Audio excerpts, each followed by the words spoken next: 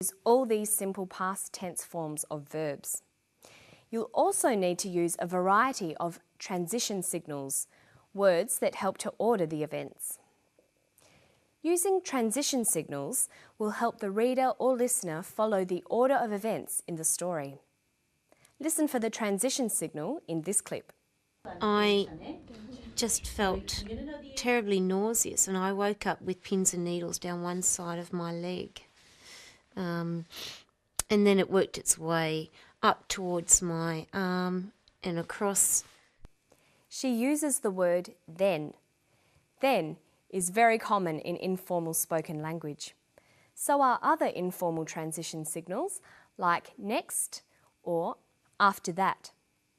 Simone said she had a feeling of pins and needles in her leg. Then it worked its way to her arm. In more formal language, you might find transition signals like at first, subsequently, or after a while. If we wanted to make Simone's story clearer, we could add some transition signals to her story. If we were writing her story, we might use more formal transition signals. Simone had a feeling of pins and needles in her leg. Then it worked its way to her arm. We might say, at first, Simone had a feeling of pins and needles in her leg. After a while, it worked its way to her arm. Notice that transition signals like this are often followed by commas. Adding transition signals has made Simone's story clearer. You can more easily see the order of events. This is very important in formal language. Try to make sure you learn and use a number of different transition signals. Now let's have another listen to a clip of Simone talking about her illness. Pay attention to the type of sentences that Simone uses. Are the sentences simple, compound, or complex? And it worked its way up towards my arm and across.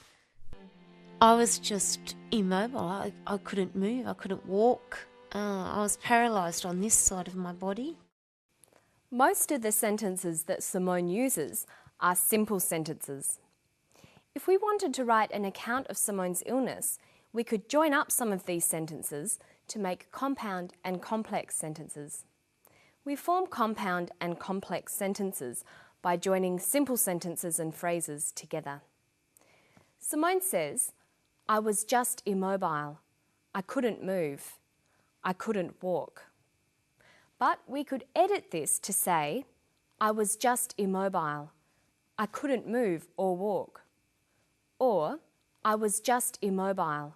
I could neither move nor walk.